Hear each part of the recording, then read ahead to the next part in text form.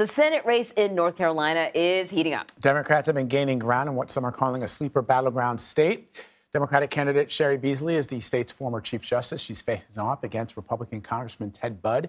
They're fighting to replace longtime Republican Senator Richard Burr, who's retiring. For more on this, let's bring in CBS News political director Finn Gomez. Finn, just how close is this race in North Carolina?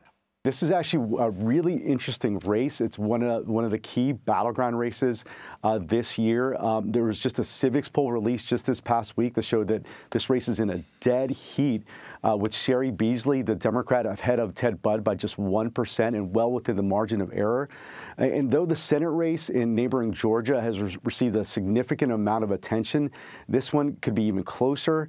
And Beasley and Budd, like whoever wins here in this southern swing state, it could determine who controls the Senate come November. It's also really interesting for various reasons, but one is, and that we'll love to point out, is that if Beasley wins, she would also make history. She would be the first black woman to represent the southern state in the Senate. So it's one that we're watching closely, and again, one that can really, it could determine who controls the Senate and which party does. So it's a key one.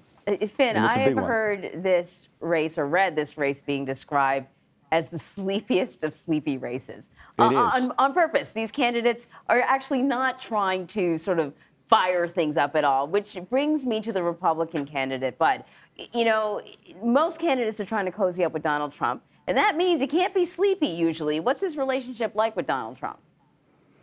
Yeah, I mean, and that's a great description, actually, Anne-Marie, that this race has sort of been a sleeper. But unlike Cheri Beasley, Cheri Beasley has won a couple statewide races. She was the chief state Supreme Court Chief Justice. But Budd, who was a congressman in North Carolina, has been more of a sort of a backseat congressman, not making a lot of attention. But he did win the Republican primary in large part due to Trump's endorsement of him. But unlike other battleground states where we've seen GOP Senate candidates pivot to the center and even distance themselves from Trump following their primary wins, Budd has done the opposite, Anne-Marie. He has leaned in on abortion restrictions, on other issues. He's really embraced Trump and his policies. Trump is even holding a rally for Budd tonight in Wilmington, North Carolina.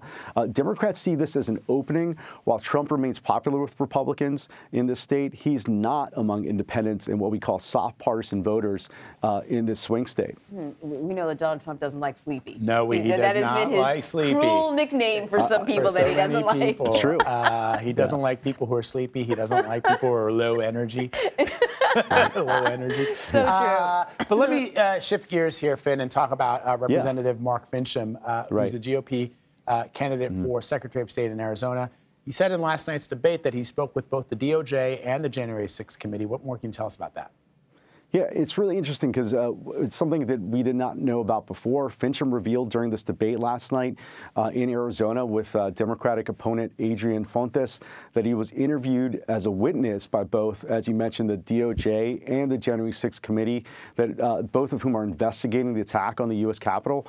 Finchem was in D.C. on January 6th and took part in the Stop the Steal march to the Capitol, although he claims that he did not go into the building that was breached by rioters.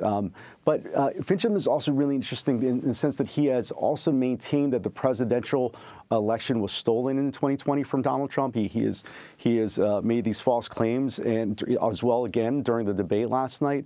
And he's also considered the front runner in this race, Vlad. And if he wins, whomever wins in this race will oversee the elections in this swing state of Arizona.